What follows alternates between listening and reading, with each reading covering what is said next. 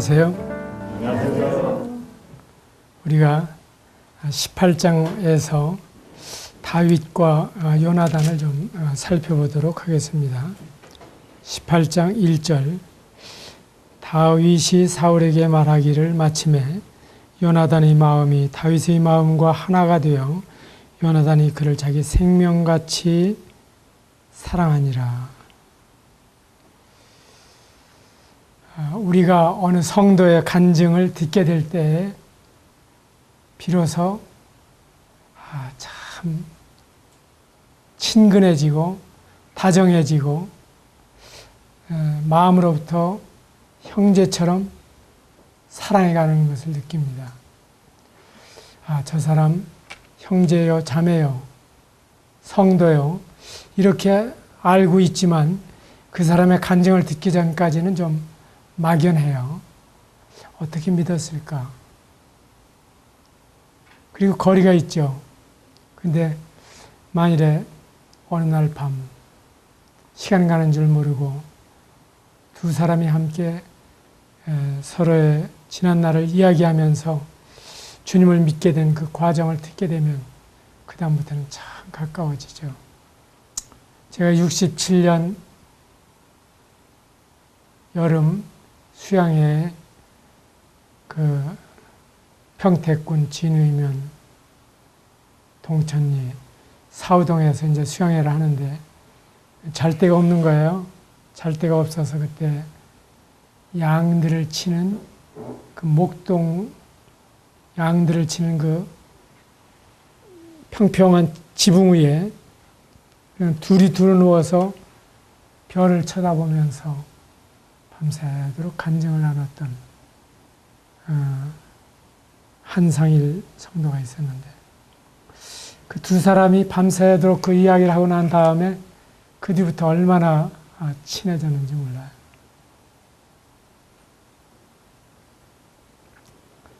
그래서 성도들은 인사가 간증입니다.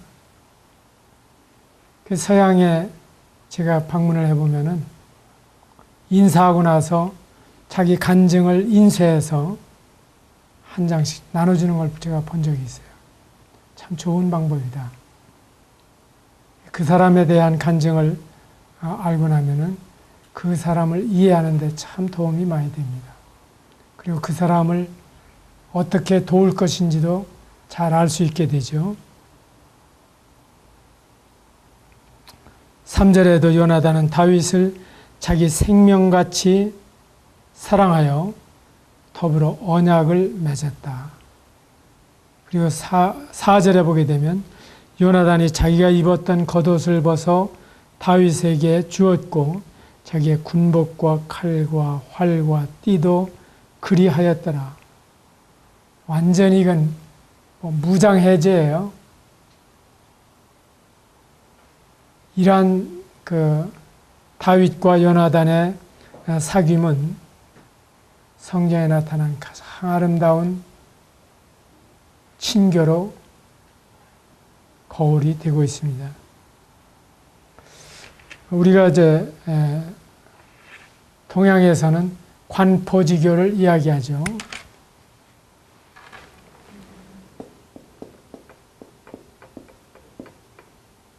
관중과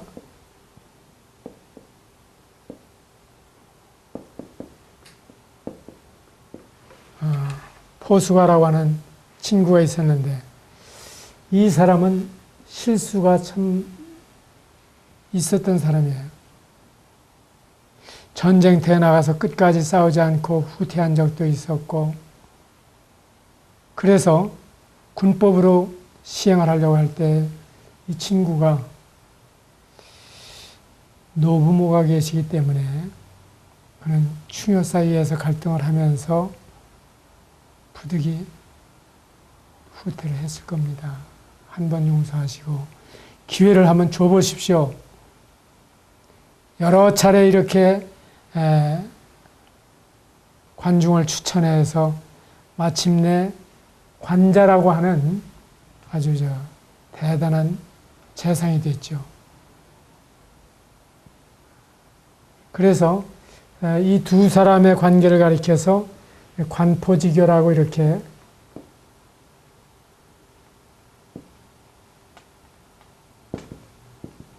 부르는 겁니다. 아주 대표적인 친구의 모습이죠. 그런가 하면 이제 서양에서는 뭐 데이몬과 피터라든지 이런 경우를 들죠. 만일에 약속한 기일까지 당신의 친구가 돌아오지 않으면 대신해서 당신이 죽어야 된다. 네, 그렇게 하겠습니다. 제 친구는 그럴 친구가 아닙니다. 해서 대신 담보를 하고 친구가 이제 고향에 부모님을 만나러 갔어요. 그런데 친구가 돌아와야 할 날 돌아오질 않는 거예요. 넉넉히 돌아와 줘야 될 텐데 아침에도 오지 않아요. 낮에도 오지 않아요. 이제 해가 뉘엿뉘엿 넘어갈 판인데 이 데이몬이 헐레벌떡 뛰어오는 거예요. 부모님을 만나고 돌아오는 길에 장마가 져서 물을 제대로 건너올 수가 없었다. 죽을 힘을 다해서 지금 달려오고 있는 길이다. 그래서 남아있는 죽을 각오를 하고 있는 친구도 그 친구의 마음을 10분 신뢰했고, 그리고 그 신뢰에 어긋나지 않게 그 친구도 죽을 힘을 다해서 달려오고, 이런 그 친구들의 이야기가 있죠. 제가 이런 이야기를 하니까 제 아내가 당신에게도 그런 친구가 있느냐 하는 물었어요. 그랬을 때 참 이런 친구가 또 있고 또 있는 것이 아니구나.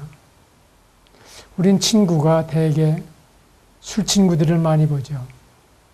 그럴 경우에 네가 한 잔 샀지 나도 한 잔 사야지. 품앗이 안 하고서는 도저히 거래가 안 되는 게 술 친구들이에요.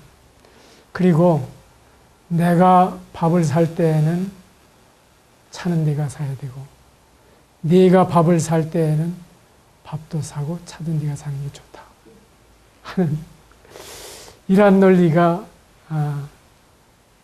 친구 사이에 있죠. 어쨌든 오는 정 가는 정이 친구라고 생각하는 거예요. 어떤 친구를 위해서 희생할 각오가 되어 있지 않죠. 그런데 이 다윗과 요나단, 그리고 이 관중과 포수가 이런 경우에는 참 서로가 극진히 신뢰를 했고, 극진히 신뢰할 뿐만 아니라 그 친구를 끝까지 얻기 위해서 선의로 해석하는 이런 자세가 되어 있었다. 그렇지 않으면 친구가 되질 않아요. 오죽하면 사람을 죽였을까 하는 심정이 돼야 되는 거죠.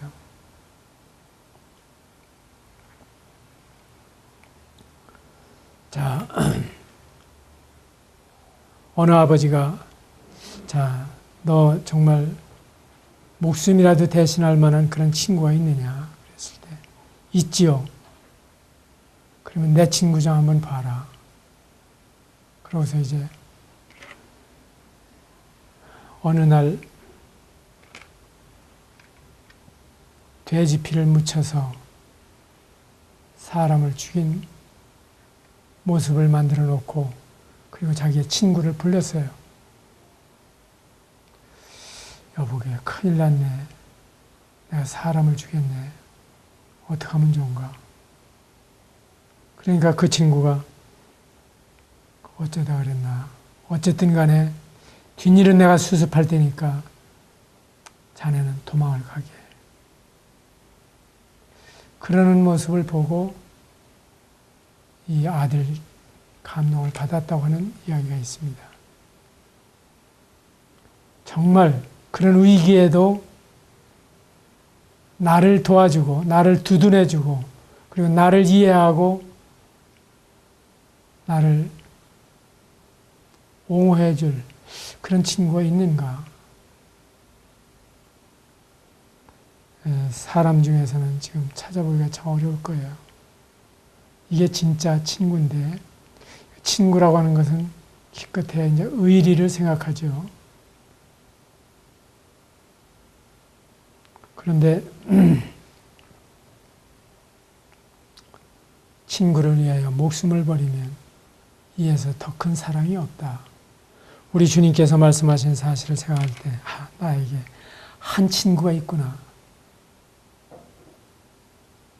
저는 이 요나단을 성경에서 말하고 있는 참 좋은 친구로 보면서도 요나단에 대해서 불편한 것이 있습니다. 다윗을 얼마나 사랑했으면 생명같이 사랑했다. 사실 요나단이 왕위를 이어받을 사람 아닙니까? 그러면 다윗이 계속 승승장구를 해서 사울의 죽인 자는 천천히요, 다윗의 죽인 자는 만만이다. 그럼 이 사람이 왕위밖에 얻을 게 더 뭐가 있냐? 그렇지 않습니까? 그런데 요나단은 다윗을 사랑했어요. 그리고 요나단은 네가 으뜸이 되고 나는 그 다음이 될 줄을 안다고 고백하는 겁니다. 그냥 이 사랑이 엄청난 사랑이에요. 보통 일이 아니에요. 자, 사울이 왕이 되면 사울을 이어서 요나단이 왕이 될 거예요. 그런데 다윗이라고 하는 인물이 나타났어요. 그러면 이 왕위가 다윗에게 빼앗길 가능성이 많이 있어요. 그럼에도 불구하고 요나단은 계속 다윗 편에 서 있어요. 사울은 이 병신아, 다윗이 왕이 되면 너 어떻게 되는지 아니? 넌 망하는 거야, 이놈아.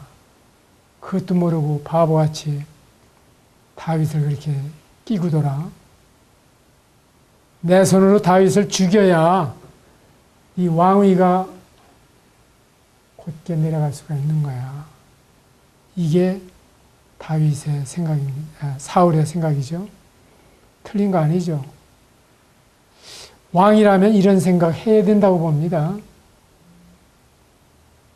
우리가 사울을 너무 구박하지 마세요. 사울은 보통 사람이 생각하는 생각이었어요. 신라에 그런 일이 있었죠. 왕이 행차를 하는데 까마귀가 이렇게 날아가다가 뭔가 편지를 하나 딱 떨어뜨렸어. 근데 편지 겉봉에 이걸 열면 두 사람이 죽고 그대로 봉한 채로 놔두면 한 사람이 죽습니다 하는 내용이었어요. 그러니까 임금이 야, 그 두 사람 죽는다고 하는데 열어볼 거 뭐 있냐. 그냥 두자. 그랬어요.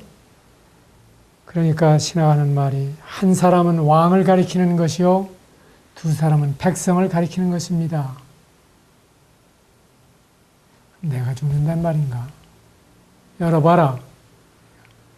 지금 임금님이 행차하시는 그곳에 병풍 뒤에 임금님을 죽이려고 자객이 둘이 지금 숨어 있습니다 하는 고숫장이었어요. 그래서 사전 정보를 얻고 그 두 놈을 잡아 죽였다고 하는 일화가 있어요. 이게 두 사람이죠.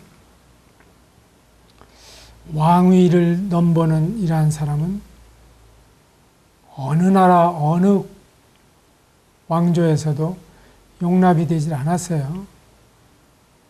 다른 죄는 다 용납이 돼도. 그런데 이 요나단은 여기까지 지금 자기를 낮추고 이 다윗을 사랑하고 있는 거예요. 그리고 이제 6절 이하에 가게 되면 점점 사태는 심각해지죠. 정말 이 사울의 마음 가운데에는 이 사람이 이제 나라밖에 차지할 게 뭐가 있냐? 8절에 보게 되면 그가 더 얻을 것이 나라 말고 무엇이냐? 그러고서 이제 다윗을 주목하게 되죠. 그러고 나서 이제 미갈이라고 하는 자기의 딸을 주는 거예요. 이 사울이 볼 때 자기 딸도 다윗을 사랑하거든요.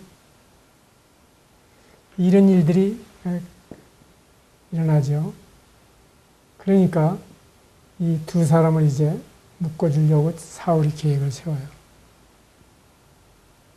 그런데 여기에서 하나의 대책으로 내놓는 게 뭐냐 하면은 블레셋 사람 200명의 양피를 베어야 된다 하는 조건을 붙입니다. 쉽게 말해서 죽이지 않고서 어떻게 양피를 벨 수가 있겠어요? 그래서 이 사건으로 말미암아 다윗을 죽이려고 지금 계략을 꾸미고 있는데 다윗이 생각할 때에는 어떻게 왕의 사위가 되는 게 보통 일인 줄 아냐? 200 이상을 넉넉히 해서 미갈을 아내로 취하죠. 이렇게 되면은 사울이 생각할 때에 야, 이건 내 딸이니까 내 말 듣겠지 생각을 했어요. 그랬는데 사울이 다윗을 잡으러 와보니까 미갈은 다윗을 도피시키잖아요. 그러고 나서 아주 매끄럽게 위기를 잘 넘겨요. 어떻게 위기를 넘깁니까? 정말 네가 나를 붙잡아 놔둔다고 하면 내가 너를 죽여버리겠다. 그랬는데 내가 어떻게 다윗을 붙잡아 놓을 수가 있습니까?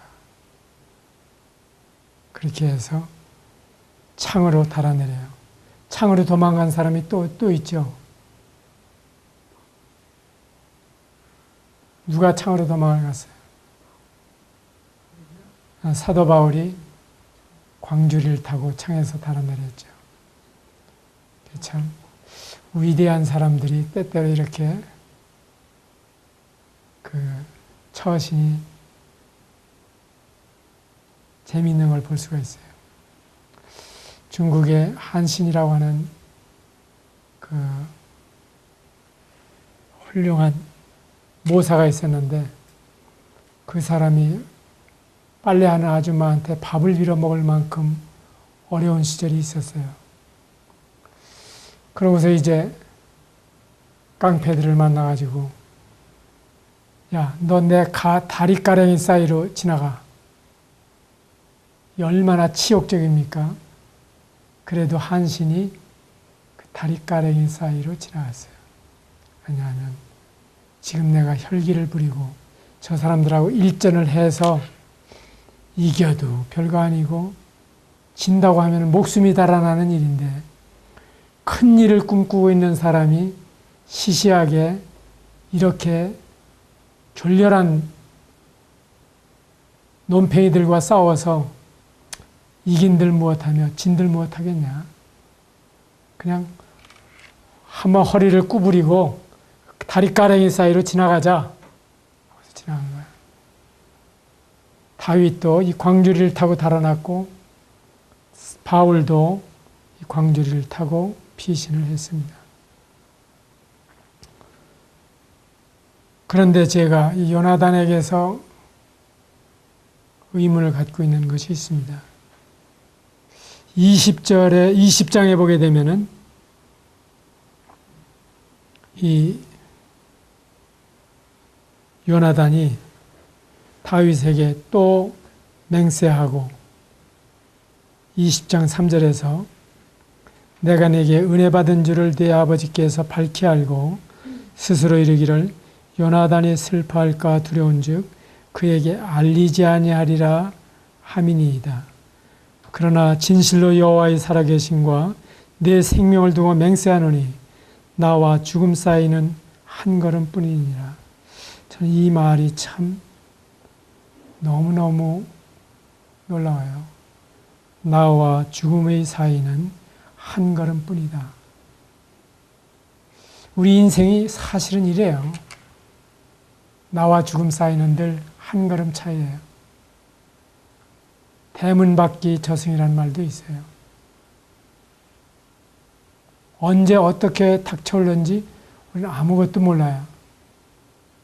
그래서 죽음을 잘 준비하고 살아가는 사람처럼 현명한 사람이 없습니다.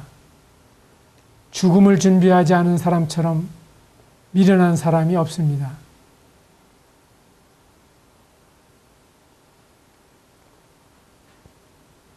나와 죽음의 사이는 한 걸음뿐이니라. 그런데 요나단은 네 마음의 소원이 무엇이든지 내가 너를 위하여 그것을 다 이루어주겠다. 아버지가 나에게 이야기하지 않고서 하시는 일이 아무것도 없다. 그렇기 때문에 내가 너에게 정보를 다 제공해 주마. 이렇게 해서 지금 20장에서 이제 다윗과 헤어집니다. 정말 진실하게 짝이 없는 우정이에요. 이후에 요나단과 다윗은 다시 만나지 못합니다. 그리고 요나단은 마음에 없지만은 계속 아버지 사울을 따라다니다가 아버지와 함께 길보아 산에서 최후를 맞습니다. 얼마나 비극적인 최후인가. 그러면 요나단이 그렇게 죽는 것이 과연 정상일까? 어떻게 생각이 되세요? 저는 요나단에게 어떤 누를 끼치고 싶지는 않아요. 그를 불명예스럽게 하고 싶지 않아요. 군복까지 칼까지 띠까지 그냥 다 벗어서 다윗에게 주고, 그리고 정보라고 하는 정보는 다 다윗에게 흘려주죠. 사울이 요나단에게 단창을 던져 죽이려 한지라. 얼마나 험악해요.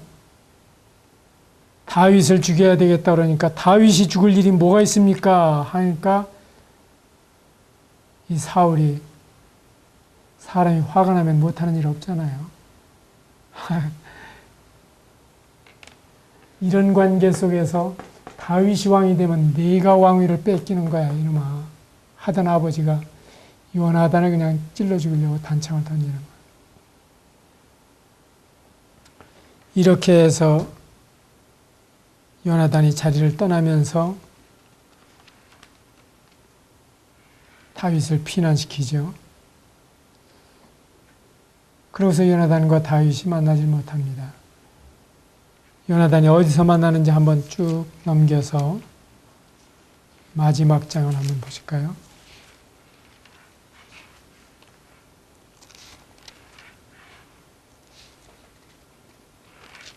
(31장) 블레셋 사람들이 이스라엘을 침해 이스라엘 사람들이 블레셋 사람들 앞에서 도망하여 길보아 산에서 엎드러져 죽으니라.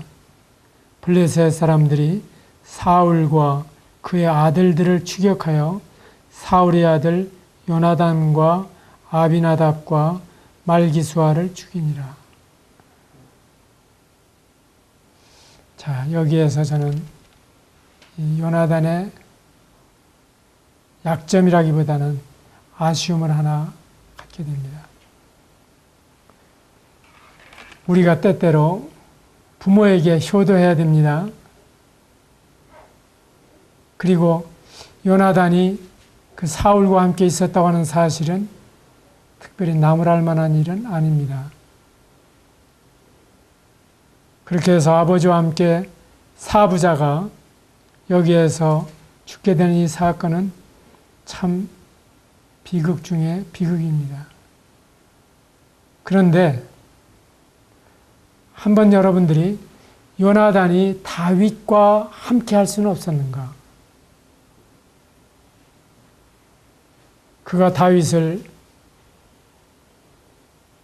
간접적으로 그리고 은밀하게 지원할 뿐만 아니라 떳떳하게 다윗의 편에 서서 다윗과 고락을 같이 하다가 다윗의 임금이 되었을 때에 다윗과 함께 그 영광을 누릴 수는 없었을까? 이것이 아버지를 대적하는 일이죠. 그리고 자기 조국에 대한 배신으로 나타나겠죠. 역사는 참 설명하기가 어렵습니다. 그런데 요나단은 그렇게 하지 않았어요. 다윗을 정말 사랑했고 다윗에게 모든 정보를 제공해주고 다윗 앞에 자기는 겸손하고 다윗을 높이기를 원했지만은 다윗과 함께 하지 않았어요. 그가 사울의 편에 서 있다고 하는 사실은 사울이 다윗을 죽이려고 할 때 바로 사울의 입장을 같이 하고 있는 거죠. 그리고 전쟁에서 승리하든 패하든 간에 사울과 입장을 같이 하고 있는 거예요. 입장이라고 하는 것이 대단히 중요한 것입니다. 내가 서 있는 위치가 어디냐? 이것이 요나단을 바로 이 사울과 함께 길보아 산에서 종말을 고하도록 끝내버리는 결과를 가져오는 것입니다. 우리가 이러한 사실을 보게 될 때 과연 우리가 주님과 함께 한다고 하는 것이 무엇인가? 끝까지 함께 하는 것입니다. 죽는 데에도 함께 나아가는 것입니다. 죽도록 충성하라. 그리하면 생명의 면류관을 내게 주리라. 그래 사무엘 하에 보게 되면 이 요나단에 대해서 정말 네가 어떻게 그렇게 허무하게 죽을 수가 있었느냐? 여인의 사랑보다도 진한 사랑을 우리가 나누지 않았느냐?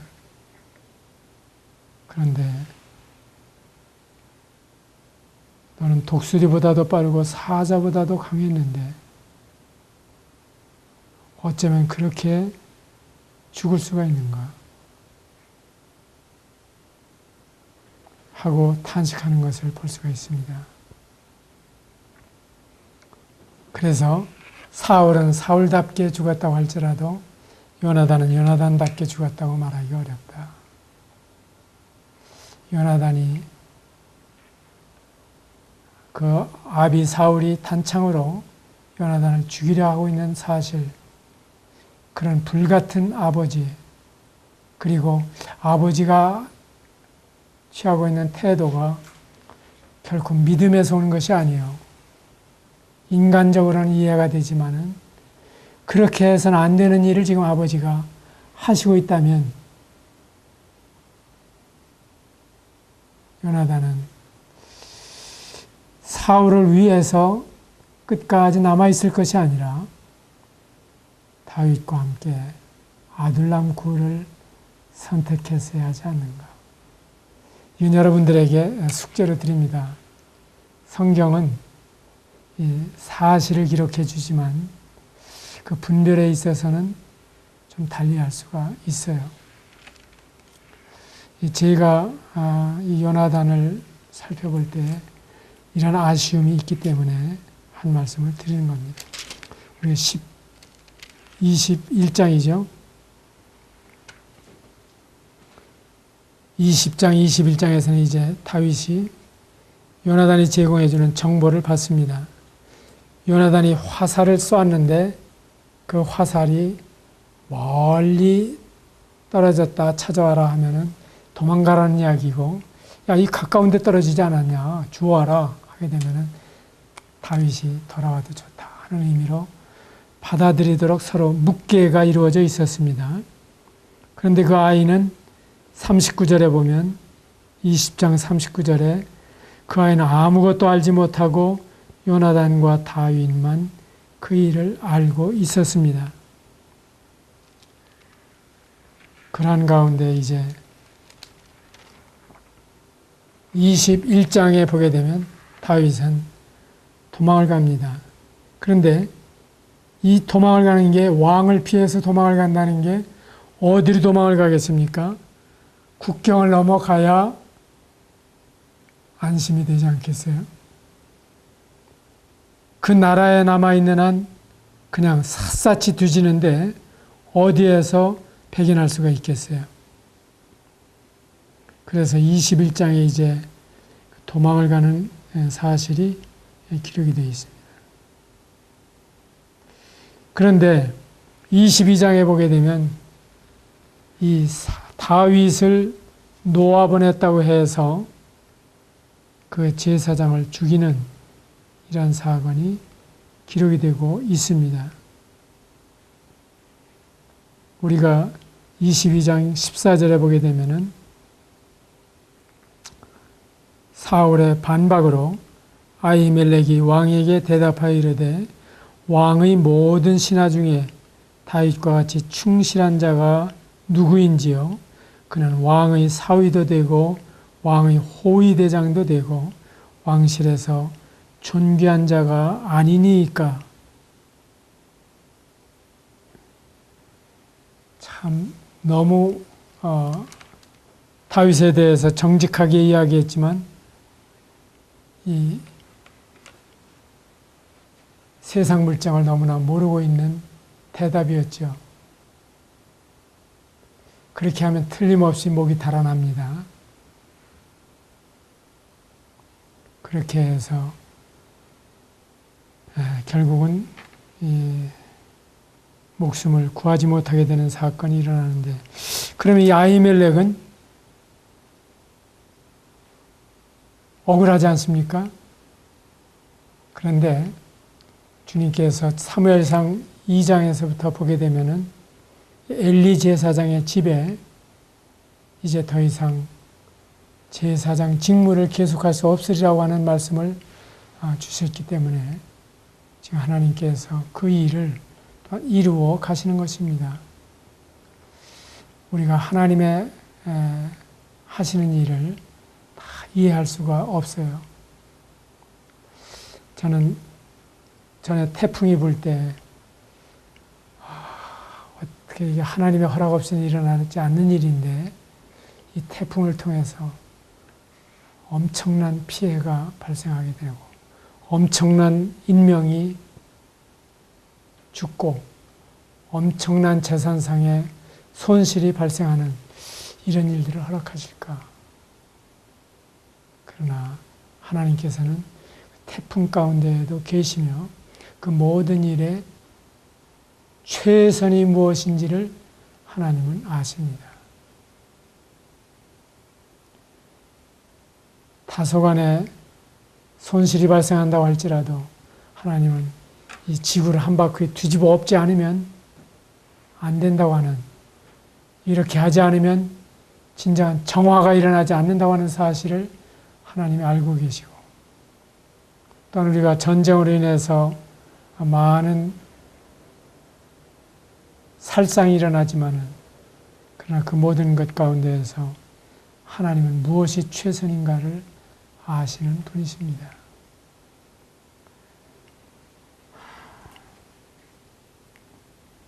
이렇게 해서 이제 22장에서는 이 노베에 있는 제사장들을 다 죽입니다.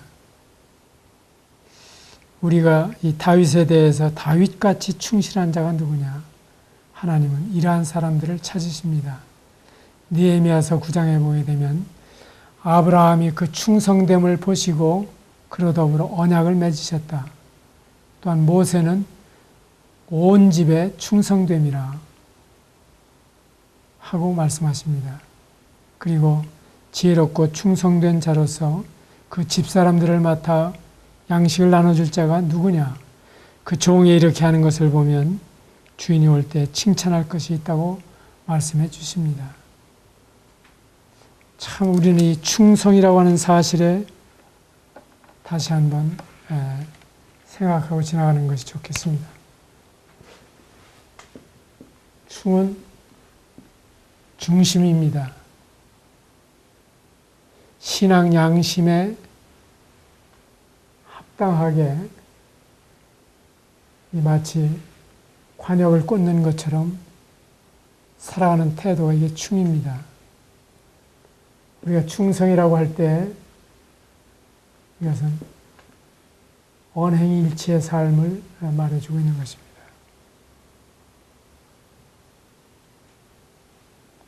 그래서 사람이 무엇을 열심히 한다고 하는 말과 또 다른 거예요.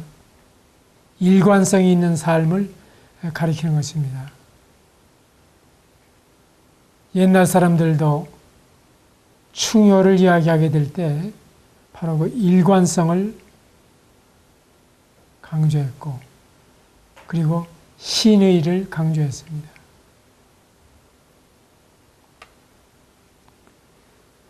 다윗의 충성은 모든 사람에게 이와 같이 증명된 사람들이었다 하는 것을 알 수가 있습니다. 그 중에서 이제 22장 20절에 보게 되면 아히두베 아들 아히멜렉의 아들 중 하나가 피하였으니 그의 이름은 아비아달이라. 그가 이제 다윗에게로 도망와 가지고 그 전후 사정을 다 이야기했는데 그때에 다윗은 23절에 두려워하지 말고 내게 있으라. 내 생명을 찾는 자가 내 생명도 찾는 자니 네가 나와 함께 있으면 안전하리라. 네가 나와 함께 있으면 안전하리라. 이것이 우리의 신앙생활 아닙니까?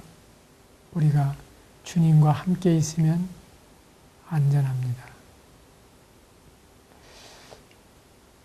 안전할 뿐만 아니라 주님과 함께 영광을 얻습니다. 우리는 부전승을 거두는 사람들입니다. 우리가 싸우는 게 아니에요. 우리의 싸움은 주님이 대신해 주십니다. 그런데 우리가 주님 편에 서 있으면 싸우지 않고서 이기는 사람들입니다. 싸우지 않고 이기는 사람들. 만일에 아버지가 어린 아들을 데리고 움직이는데 그때 이 아들은 구경할 수밖에 없죠. 마음으로 우리 아버지가 이겼으면 좋겠는데. 그런데 그 아버지가 이기면 이 아들은 아버지와 함께 싸우지 않고도 이기는 겁니다. 내 생명을 찾는 자가 내 생명도 찾는 자니 네가 나와 함께 있으면 안전하리라. 그래서 주님과 함께 있으면 안전합니다. 그 다음에 주님과 함께 있으면 안전할 뿐만 아니라 주님과 함께 영광을 누립니다.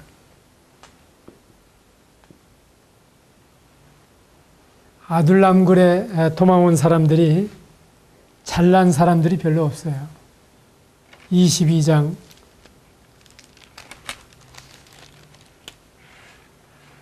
1절에 보게 되면 그러므로 다윗이 그것을 떠나 아둘람 굴로 도망하며 그 형제와 아버지 온 집이 듣고 그리로 내려가서 그에게 이르렀고 환난 당한 모든 자와 빚진 모든 자와 마음이 원통한 자가 다 그에게로 모였고 그는 그들의 우두머리가 되었는데 그와 함께한 자가 400명 가량이었더라.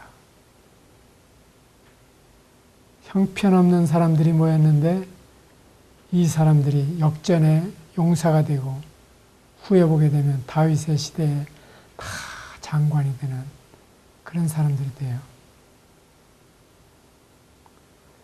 왜 그렇게 정권을 쟁취하려고 합니까? 어떤 사람이 정권을 쟁취하게 되면 그 정권의 주위에서 돕던 사람들이 다 한자리를 하게 되잖아요. 그리고 그것은 보상하지 않을 수가 없습니다.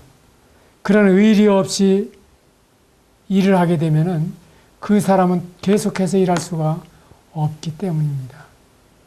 아무쪼록 주님과 함께 거하시기 바랍니다. 감사합니다.